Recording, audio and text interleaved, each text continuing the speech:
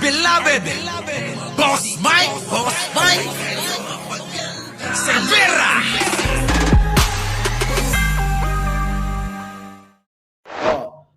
Alam niyo na ba kung sino-sino mga congressman na hindi pumirma, mga kababayan? Tandaan niyo yung mga pagmumukha nila. Eto.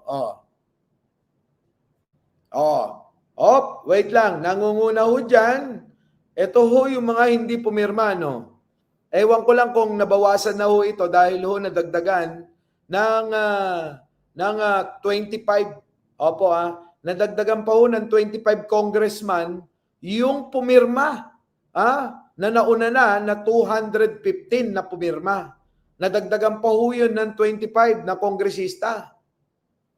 Opo, kaya naging total of 240 na humigit 70% na kongresista ang pumirma at pumapayag sumang-ayon na ma-impeach si Sara. Tuloy.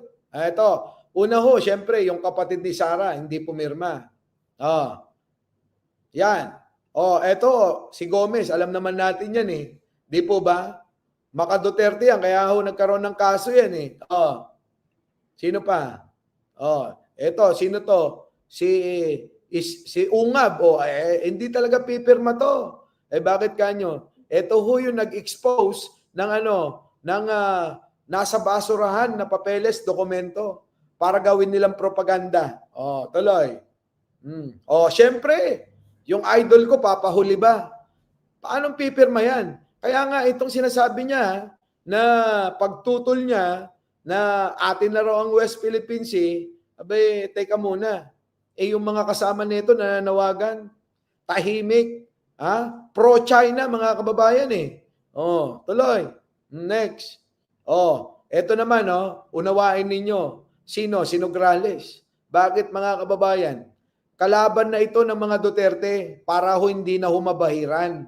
Ito katanggap-tanggap na na hindi to pumirma. Bakit kanyo mga kababayan? Magkalaban sila sa Davao eh.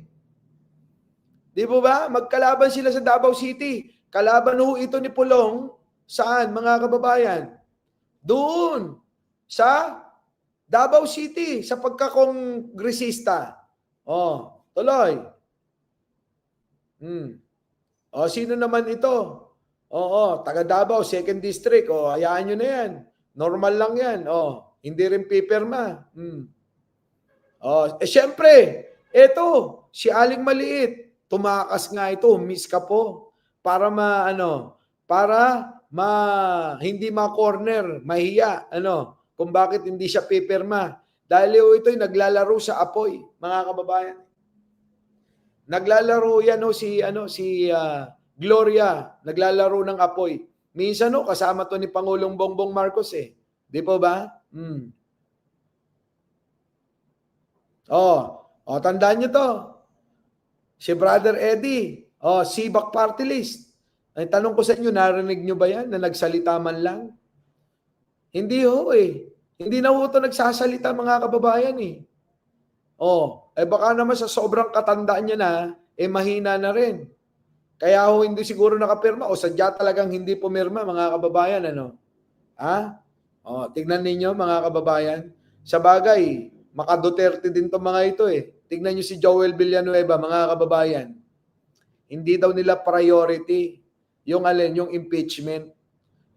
Maling-mali ho yun na hindi ho priority. Bakit kanyo mga kababayan? Interes ho ng taong gobyerno yan eh. Na kailangan binibigyan ng pansin. Binibigyan ng prioridad. Pero ang sabi ni Villanueva, hindi daw priority ng Senado yan. Tandaan nyo yan, mga yan. Eto pa, isa pa to. Tong mga rebelya, mga kababayan, tandaan nyo to. Eto congressman ng First District ng Cavite. Sa mga taga Cavite. Sino pa? Eto pa, isa. Nako, Diyos ko po. Halos lahat na, buong pamilya ng mga to nasa saan? Nasa politika na, mga kababayan eh. Di ba? Halos lahat nasa politika na, mga kababayan. Tuloy. Sino naman ito? 2nd District, Davao del Norte. Bahala na kayo dyan. Sino naman to? Si Zamora. Davao din. Davao din yun. Sino pa to? Dali, balik natin konti. Si Congressman Nelson to? Dayang Hirang. Nako po. Sige, tuloy. Sino naman to? Si Bautista. Davao din. Tuloy. Davao Occidental to Next. Sino to? Congressman China Almario, 2nd District ng Davao Oriental. Sino to? Sambuanga naman ito. Mga taga Mindanao, mga kababayan. Baka akala nyo napakaraming Ito, ilan lang ho ito sa mga pumirma, sa mga hindi pumirma. Mas marami ho ang pumirma ng mga taga Mindanao, taga Davao. Mga kababayan, mas marami hong pumirma. Na iniwan kaya nga ho nagmamaktol ngayon si Sara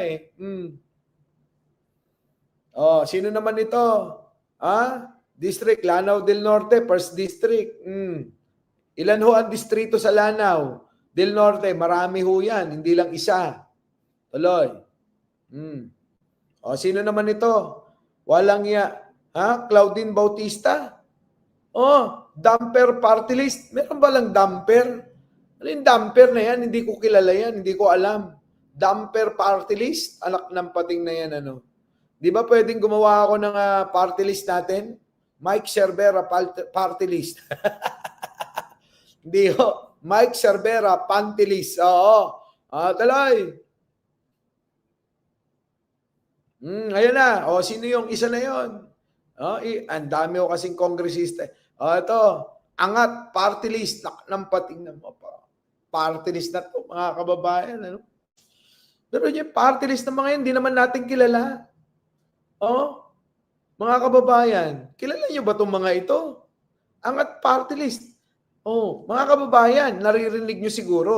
Tanong ko, anong serbisyo ang nabibigay sa atin? Meron po ba tayo na natanggap na serbisyo sa mga party list na yan? Kaya mga kababayan, ganito lang. Pero pag ako nagserbisyo sa inyo, tandaan nyo. Talagang totoong serbisyo. Mga kababayan, uubusin ko pondo para sa mga mamayang Pilipino. Tuloy. Sino naman to? Sa Leyte. 5th District, Leyte. Karkari.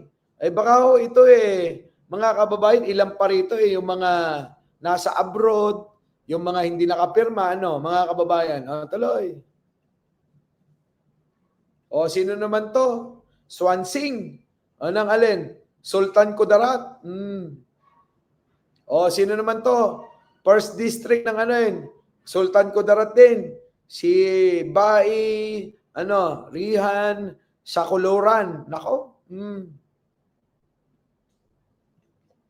Ayan naman, Matama, Hatama, Mujib, Hatama, Basilan. Nako, Diyos ko po. Sino naman? Nako, hindi, nadoble lang ho ito. Kanina, napakita na yan. Ayan na! Putik na yan, mga kababayan.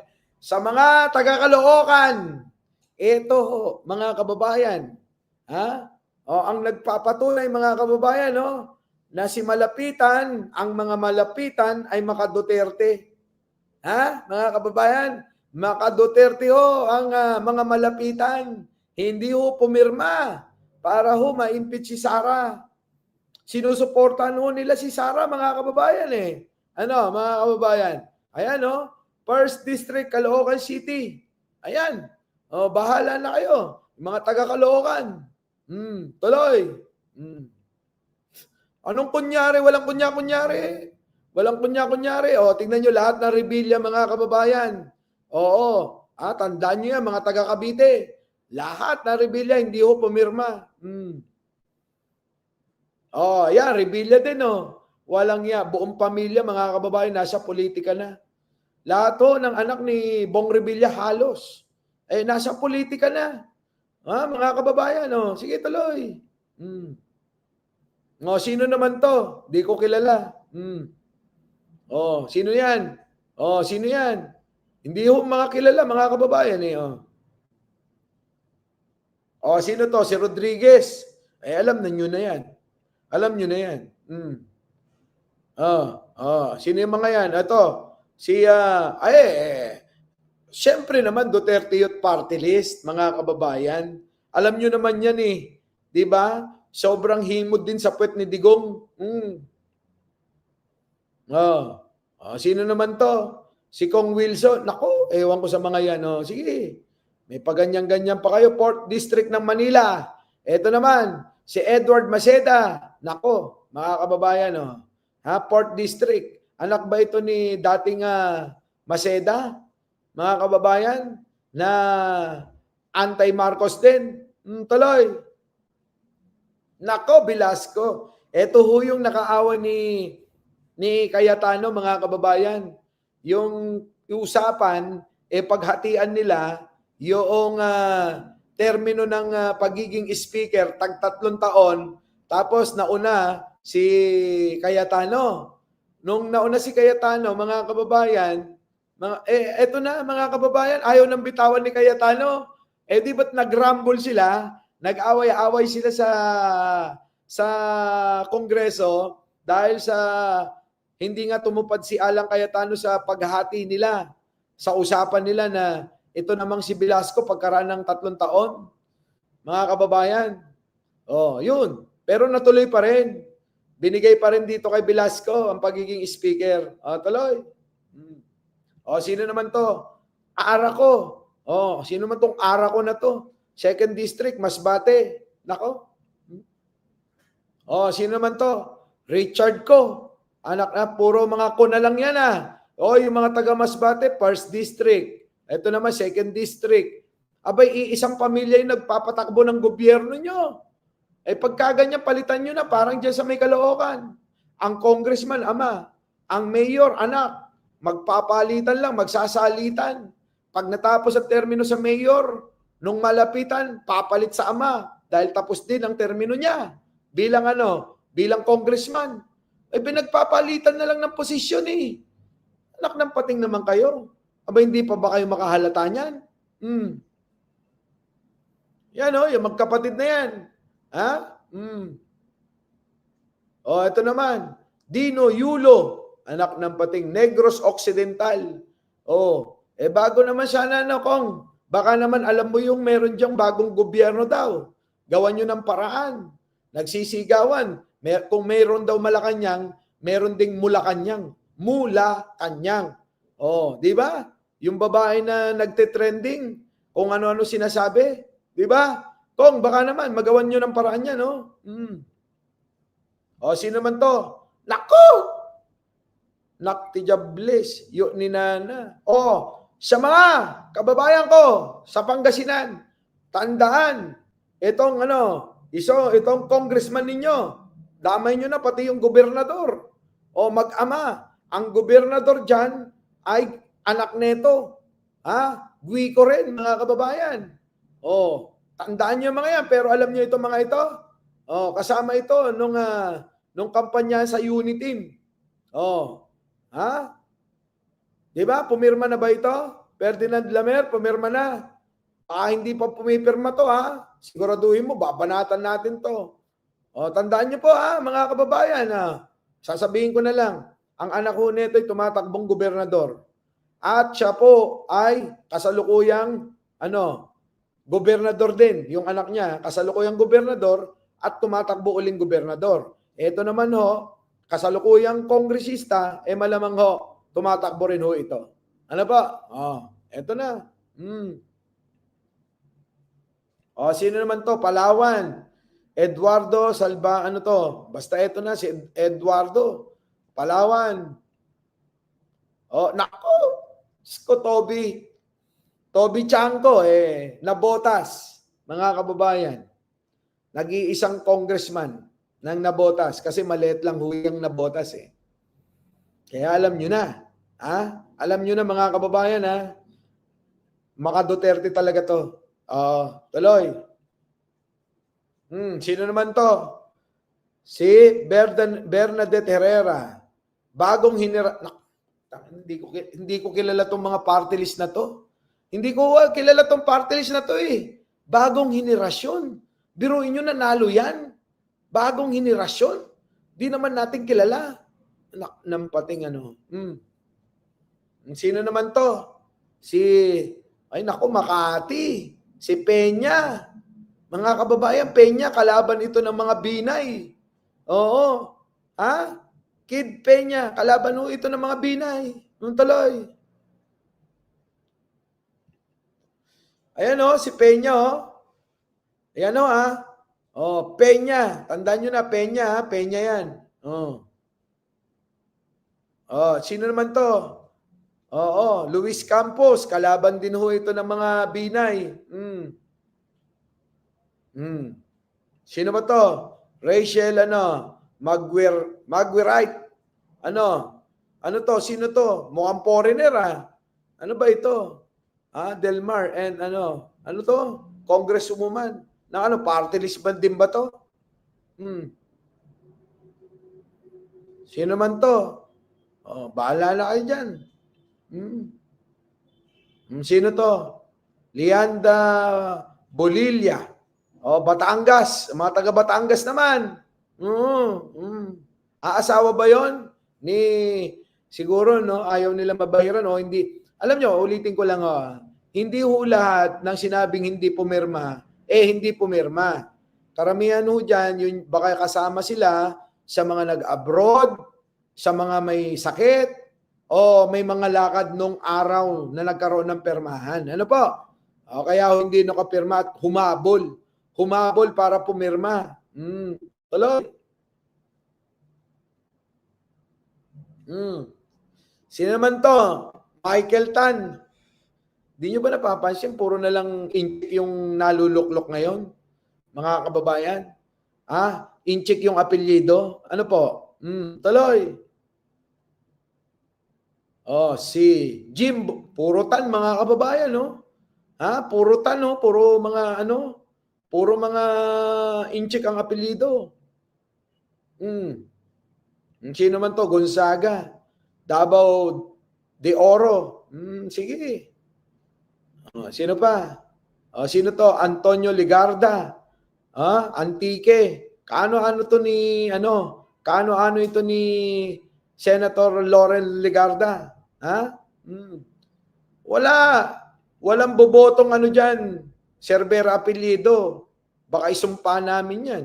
Alam nyo na to. Di ba? Si Alvarez. Yan ho mga kababayan, yung mga di umano'y, mga hindi pumirma. Pero sinasabi nyo nga na yung iba dyan hindi nakapirma dahil may mga kanya-kanyang dahilan. Dahil yung iba nasa abroad, yung iba hindi nakapirma dahil may sakit o ano pa man. So bahala na po kayo dyan. Mga kababayan? So hanggang dito na lang po mga kababayan ang ating live. Kita-kita po tayo next live. Our beloved Boss Mike Cervera.